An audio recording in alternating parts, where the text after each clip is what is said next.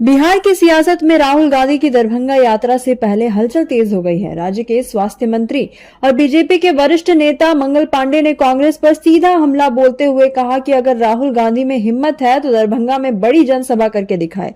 उन्होंने कहा कि कांग्रेस की बिहार में अब कोई हैसियत नहीं रह गई है और न ही उसके नेताओं में वह आकर्षण बचा है जो जनता को जोड़ सके।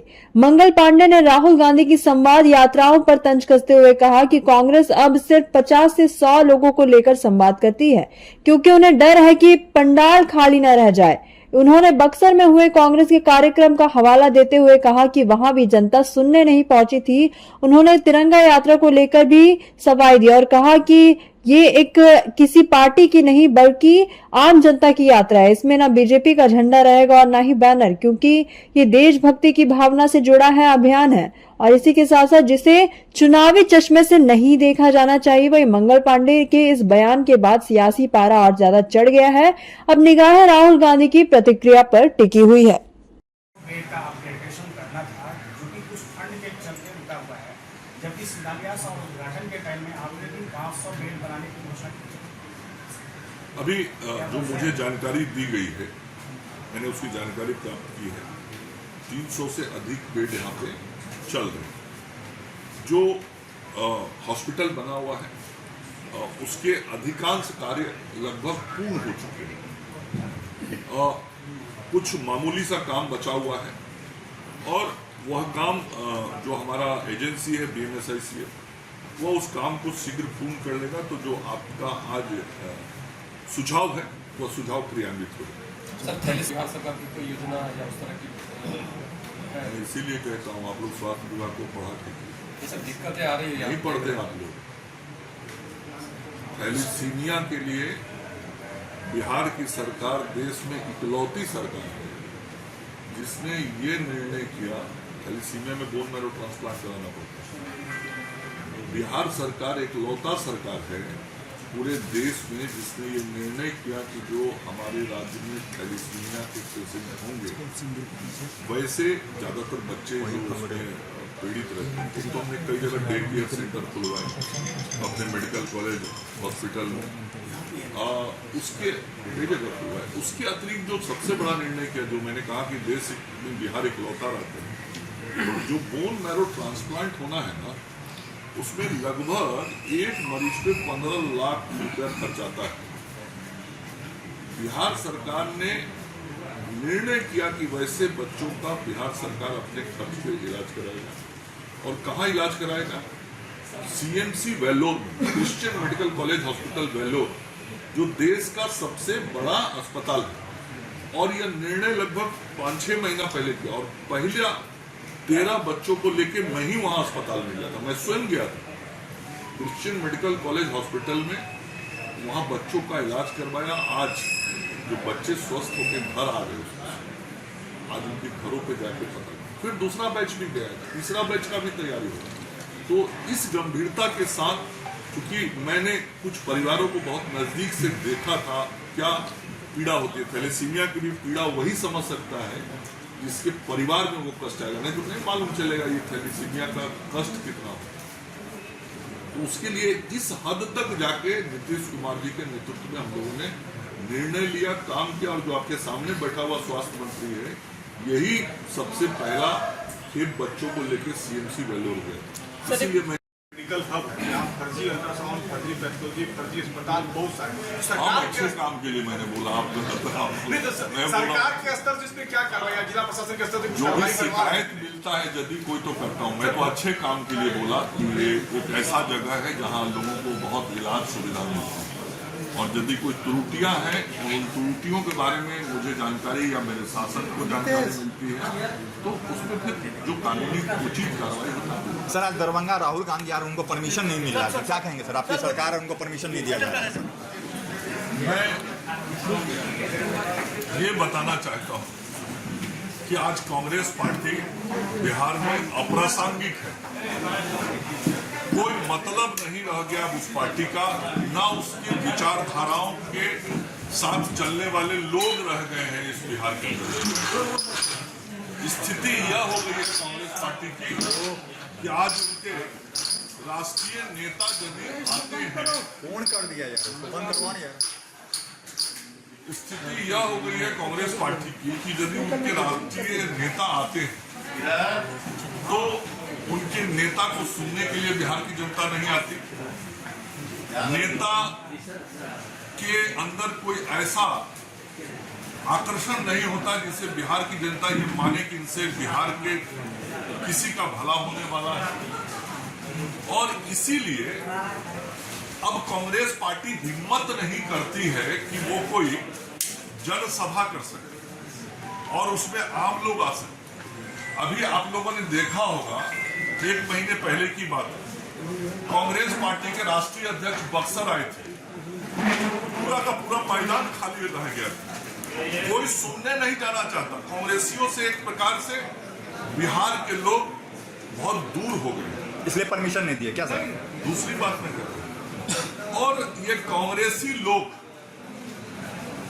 के पास कोई बिहार के कल्याण के मुद्दे नहीं और ताकत भी नहीं तो राहुल गांधी आ रहे हैं, क्यों जनसभा का इन्होंने आयोजन के लिए कोई मैदान में जनसभा कर लेते। हम लोग तो सब पार्टी को छूट दे देते हैं, सब पार्टी करता है, लोकतांत्रिक राज्य है और हम लोग तो विपक्षियों का भी सम्मान करते हैं। तो इन लोगों के पास ताकत क्या करते हैं। अभी राहुल जी आएंगे तो बेगूसराय में 100 आदमी के साथ 200 मीटर पद यात्रा, पटना में आएंगे तो 100 आदमी के साथ संवाद, आज दरभंगा आ रहे हैं तो संवाद। यदि जनता आपके साथ है तो जनता के बीच में जाइए। जहां तक आपका जो प्रश्न है, उस प्रश्न के संदर्भ में जो प्रशासनिक अधिकारी होंगे वही जवाब मूल रूप से दे पाएंगे। Thank you. कि लागत से 5 CSC के निर्माण का कार्य चल रहा है, जो 30 बेड का अस्पताल है। पिछली बार जब मैं आया था तो इन सारे अस्पतालों का शिलान्यास करके गया था, जिसका कार्य प्रगति पर है। वो श्रीनगर, रुपौली, अमौर, बायसी और डगरुआ, इन 5 प्रखंड के अंदर ये 30-30 बेड के अस्पताल बन रहे हैं। और जो अर्बन PSC है यहाँ मधुबनी में, शहरी क्षेत्र, वो भी, उसके भी निर्माण का काम हो रहा है 1 करोड़ 16 लाख रुपए की लागत से। तो आज जहां हम 34 नए हेल्थ एंड वेलनेस सेंटर के शिलान्यास का काम कर रहे हैं, वहीं इसके अतिरिक्त और 72 हेल्थ एंड वेलनेस सेंटर बनाने का प्रशासनिक स्वीकृति भी पूर्णिया के अंदर हमने दे दिया है। और वो 39 करोड़ 60 लाख की लागत से ये 72 हेल्थ एंड वेलनेस सेंटर बनाया जाएगा। उसकी निविदा की प्रक्रिया अब शुरू होने वाली है। और ये हेल्थ एंड वेलनेस सेंटर का मतलब हुआ, जो ग्रामीण क्षेत्र में हमारा आरोग्य मंदिर है, जो हमारी सबसे छोटी इकाई अस्पताल की होती है, जहाँ पे हमारी नर्सेज रहती हैं और कम्युनिटी हेल्थ ऑफिसर रहते हैं। इन जगहों पे इस प्रकार से गांव में स्वास्थ्य इंफ्रास्ट्रक्चर को हम मजबूत करने में लगे। केवल बड़ा पूर्णिया में मेडिकल कॉलेज हॉस्पिटल बन जाए, अनुमंडल अस्पताल बन जाए, प्रखंडों में 30 बेड का बड़ा अस्पताल बन जाए, वहीं तक स्वास्थ्य की सेवाओं को हम नहीं रखना चाहते। प्रधानमंत्री जी और मुख्यमंत्री जी दोनों का ये निर्देश है कि हमारे राज्य और देश की जो आम जनता है, जो गरीब लोग हैं, जो सामान्य लोग हैं, जो गांवों में रहते हैं, जितनी छोटी बीमारियां होती हैं उनका इलाज स्थानीय स्तर पे होना चाहिए। और छोटे छोटे बीमारियों के इलाज के लिए गांव के लोगों को दूर तक न जाना पड़े, इसके लिए ये संरचनाएं अब गांव में खड़ी की जा रही हैं। तो जैसे मैंने बोला कि कई हेल्थ एंड वेलनेस सेंटर चल रहे हैं, कई बन रहे हैं। आज 34 का शिलान्यास हम और कर रहे हैं और अगले 1-1.5 महीने में ये 72 और ऐसे छोटे अस्पतालों का भी शिलान्यास होगा जब निविदा की प्रक्रिया पूर्ण हो जाएगी। तो लगातार हम आधारभूत संरचनाओं को बेहतर करते हुए लोगों को स्वास्थ्य सेवा देने का काम करें। मैं यहाँ जरूर पत्रकार मित्रों को कहना चाहूँगा कि बिहार को अभी भी स्वास्थ्य सेवा के क्षेत्र में बहुत आगे बढ़ना है। अभी भी बहुत काम करने हैं। हमको राष्ट्रीय मानक पर विभिन्न राज्यों के समकक्ष खड़ा होना है। तो जो प्रयास किए जा रहे हैं पिछले 2 दशकों से नीतीश कुमार जी के नेतृत्व में, इन प्रयासों को आगे भी जारी रखना पड़ेगा।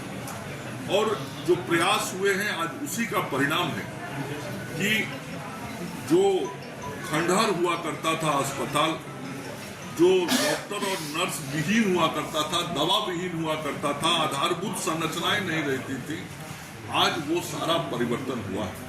फिर मैं दोहरा रहा हूं, इसमें और सुधार की अभी आगे बहुत जरूरत है, लेकिन इन सुधारों का ही परिणाम है कि आज बिहार सरकारी अस्पतालों में दवा पहुंचाने में पिछले 8 महीने से देश में नंबर 1 पर है। संपूर्ण दुनिया के लोगों को संदेश दे दिया है कि भारत अब पाकिस्तान से 2 ही मुद्दे पे बात करेगा। पहला मुद्दा आतंकी और आतंकी संगठनों को समाप्त करने के मामले पे, और दूसरा जो पाक अधिकृत कश्मीर है जिसे पाकिस्तान ने गलत तरीके से अपने कब्जे में रखा हुआ है, उस मुद्दे पर। तो आतंकवाद और पाक ऑक्युपाइड कश्मीर, इसी 2 मुद्दे पर अब बात होगी। ये बहुत खुल के और साफ और स्पष्ट तौर पे विश्व समुदाय को भारत के प्रधानमंत्री जी ने बता दिया। साथ ही यह भी स्पष्ट है कि अभी ऑपरेशन सिंदूर पाकिस्तान की सरकार और सेना के आग्रह पर स्थगित किया गया है, समाप्त नहीं हुआ। यदि पाकिस्तान ने गलती से भी कोई हिमाकत की तो जिस तरीके से पाकिस्तान को बर्बाद किया गया है, इससे भी बुरा परिणाम झेलने के लिए पाकिस्तान तैयार रहे, ये भी बहुत स्पष्ट रूप से हमारे देश के आदरणीय प्रधानमंत्री नरेंद्र मोदी जी ने विश्व समुदाय के सामने भारत के पक्ष को स्पष्ट तौर पर रख दिया। दूसरा, पाकिस्तान में जो आतंकी ठिकाने थे, जहां पे आतंकियों को प्रशिक्षित किया जाता था, जहां पे आतंकियों को पनाह दिया जाता था, जहां से आतंकी फलते फूलते थे, उन ठिकानों को चून चून कर नेस्ता नाबूद भारत की सेना ने कर दिया। अभी भी कुछ आतंकवादी जो बचे हैं, वो आतंकवादी भारत सरकार के निशाने पे, भारत की सेना के निशाने पे, वो भी बचेंगे नहीं, ये भी बहुत साफ है। और भारत की सरकार नरेंद्र मोदी जी के नेतृत्व में और भारत की सेना अपने जांबाज सैनिकों के नेतृत्व में दुश्मनों के हर प्रयास का जवाब और सटीक जवाब देने के लिए पूरी तरीके से तैयार है। की कमी है उसको भरने का भी काम हम कर रहे हैं। मैं आप पत्रकार मित्रों से इतना जरूर आग्रह करूंगा कि स्वास्थ्य विभाग जो काम करता है उसकी थोड़ी जानकारी भी आप सब लोग रखेंगे तो हमसे प्रश्न पूछने में आपको सुविधा होगी। पिछले 4 महीने में 41,000 वैकेंसी स्वास्थ्य विभाग ने विज्ञापित किया है बीपीएससी और बीटीएससी के थ्रू, जिसमें जनरल मेडिकल ऑफिसर भी हैं, मतलब जो एमबीबीएस के डॉक्टर, स्पेशलिस्ट डॉक्टर भी हैं। मेडिकल कॉलेजेस में हमको असिस्टेंट प्रोफेसर्स की भी जरूरत है, बीपीएससी से उसकी भी विज्ञापन निकला हुआ। हमने 800 से ऊपर डेंटिस्ट डॉक्टर का भी विज्ञापन निकाला हुआ। विज्ञापन ही नहीं, उनका तो 10 का परीक्षा भी होगा, अभी 10 तारीख जो होता है उस दिन परीक्षा भी होगी। इसके अतिरिक्त हमने 2901 आयुष चिकित्सकों की बहाली की थी अभी 1 साल पहले, फिर 2600 से अधिक चिकित्सकों की बहाली 4 दिन पहले निकाली।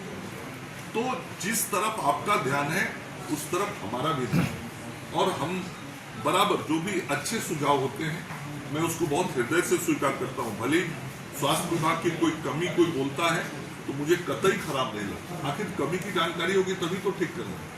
तो जहां जहां जो जो कमियां हैं जिनको पूर्ण करना वो सब प्रयास किए जा रहे हैं। आपको अगले ही सप्ताह एक और सुखद समाचार मिल जाएगा, जब लगभग 10,600 एएनएम नर्सेस की नियुक्ति के संदर्भ में आपको जानकारी मिल जाएगी। आपने अभी ऑपरेशन सिंदूर का बात किया सर। एक बात पूरा हो जाए पहले, ये वो हमको चिकित्सक चाहिए, तो हम चिकित्सक की बहाली कैसे करेंगे? उसकी प्रक्रिया है ना, ये कोई प्राइवेट हॉस्पिटल तो है नहीं कि जी 4 डॉक्टर साहब को आज से रख लो। एक एक बहाली करने के लिए उसकी प्रक्रिया है, बीपीएससी बीटीएससी के थ्रू होगा। आप एक भी बहाली में गड़बड़ी हो जाएगा तो आप भी पत्रकार में कल से लिखना शुरू कर दीजिएगा कि चिकित्सकों की नियुक्ति में हुई धांधली। लिखिएगा कि नहीं? लिखिएगा कि नहीं लिखिएगा? इसलिए सरकार की जो व्यवस्था होती है वो पारदर्शी होती है, और सरकार की व्यवस्था में जो नीतिगत काम होता है वो करके ही निर्णय तक पहुंचना पड़ता है। आप अचानक से, कोई प्राइवेट लिमिटेड कंपनी नहीं है कि आप अचानक से बैठे, और हित नहीं, मैं ये नहीं कह रहा हूं कि हित में नहीं, कोई हित में ही आप अचानक से अपने 4 लोग निर्णय कर लीजिएगा, ये सरकार में नहीं होता है। सरकार की एक व्यवस्था होती है, नियम होता है, कानून होता है, और वो इसीलिए बनता है कि पारदर्शी हो और गलत कहीं ना हो। मैं आप सब पत्रकार मित्रों को सबसे पहले ऑपरेशन सिंदूर के दौरान जो कुछ भारत की सेना का पराक्रम दिखा, शौर्य दिखा, उसके लिए भारत की सेना को हम सब लोग सलाम करते हैं। अपने आदरणीय प्रधानमंत्री श्री नरेंद्र मोदी जी के कुशल नेतृत्व में जो योजना रणनीति बनी, उस कुशल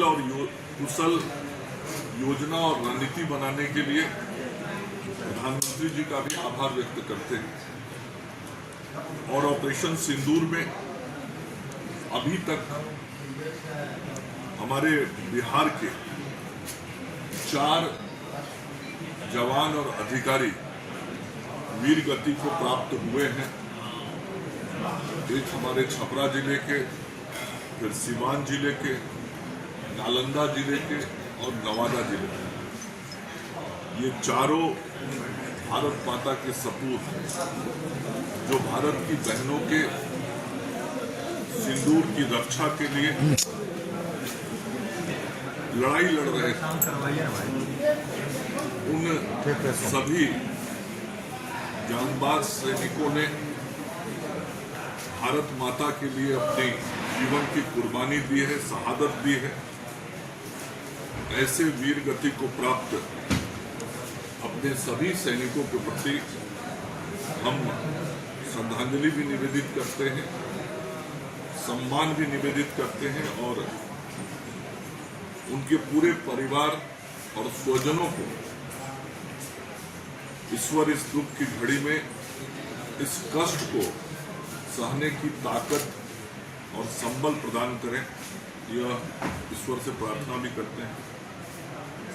निश्चित रूप से ऑपरेशन सिंदूर ने भारत की जो सैन्य शक्ति है, जो भारतीय सैनिकों का शौर्य और पराक्रम है, उसको दुनिया के सामने फिर से एक बार साबित किया है। हम शांति चाहते हैं, हम शांति प्रिय देश हैं, लेकिन यदि कोई भी मुल्क या देश भारत के ऊपर प्रत्यक्ष या अप्रत्यक्ष रूप से आंख टेढ़ा करेगा या भारत के नागरिकों के ऊपर कोई प्रहार करने की कोशिश करेगा, तो भारत की सरकार और भारत की सेना उसका माकूल जवाब देना जानती है। यह ऑपरेशन सिंदूर में भारत के सैनिकों ने कर दिखाया। पूर्णिया से श्याम नंदन की रिपोर्ट।